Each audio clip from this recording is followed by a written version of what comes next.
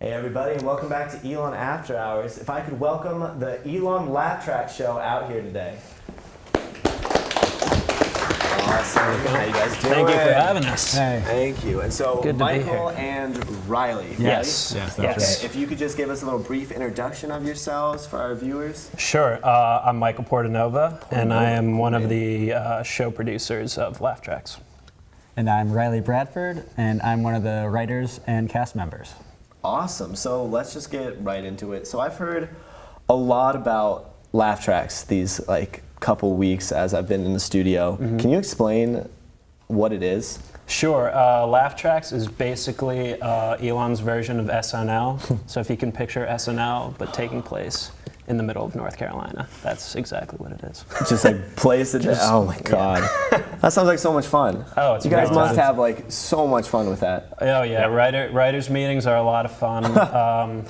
Riley can tell you, we just started this thing where we just have pitch meetings, because usually we just do script meetings, but yeah. Oh, yeah. No, it's Just throw great it to 'em. 'cause Here, It's honestly just like you spin a wheel and not a real wheel, but in our heads, we're just shouting out different words, different names, and the sketches you'd see if you saw just the doc, the weirdest jokes. But Really weird, but some of them will never get produced. But always fingers crossed of hoping it. Yes. So how did you guys both become involved in Laugh Tracks? We can start with you, Michael.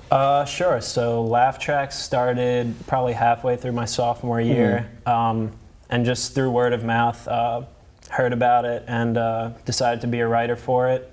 So I've been writing for a couple years and was lucky enough to be the producer now. That's awesome. And for you, Riley? Yeah, so I'm a first year, so I started 4 weeks ago. Wow. I had looked into them beforehand because I want to go into cinema and television arts after college. So I wanted to write. I emailed them, and I kept going up to them and introducing myself at every meeting they were at. And they got to the point where they're like, "We know who you are, Riley. Just send us a script, and we'll do it." And I did, and now I work for them, which is great. That's awesome. That's a good system. Just keep going up. Hi, Riley. Hi. Riley. Riley. That's how I like to do things too. Like Hunter. I just keep saying my name, just Hunter. And then my last name is no one ever gets. So I'm like Riccio, R-I-C-C-I-O. How would you, if you saw R-I-C-C-I-O, how would you think that's pronounced? Rico? Rico? Yep. That is what I get pretty Uncle much Rico. every time. Uncle Rico. Yep. So who, either in personal life or public life, inspired you to kind of be on this kind of show? Is it more of a personal motive, or is it more of a person? Wow. So that's a loaded question. I know. I mean, just as far as influences, Bill Hader, Aziz Ansari, huge Seinfeld guy, have watched The Office maybe 1,000 times, just one of my favorites. So yeah, I just really want to do something creative and funny like that. Yeah, I'm similar. You got Robin Williams is obviously a classic. Love him. Good choice. Also, John Mulaney, who wrote for SNL for years. Oh, he is my favorite comedian. The comeback kid. I'm seeing him in January. He's coming to Durham. Yeah, I am too. Are you really? Yes! See you there. But yeah, him, Mike Birbiglia. Anyways, back. Many stand-up comedians throughout the years. Once again, Robin Williams, his stand-up is fantastic. So coming from a writer's perspective, it's always about the people who can behind the jokes. So John Mulaney wrote Stefan for Weekend Update, and I absolutely love that character.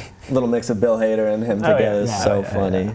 So do you have any little pointers that you'd like to tell me so I can be more funny on this show, or anyone else watching, about humor?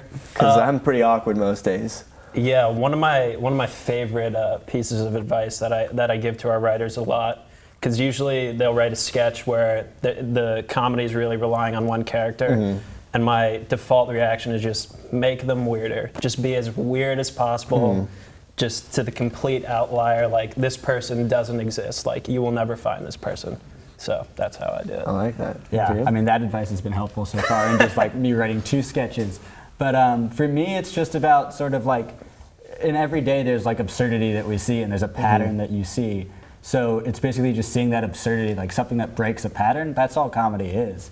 I always explain it to my friends, and they hate me for it because I'm explaining comedy at dinner. Of course. If you guys liked what you saw, please subscribe below here. You can also follow us at Elon After Hours on Facebook, Instagram, and Twitter. Thank you guys for watching. Please tune in again.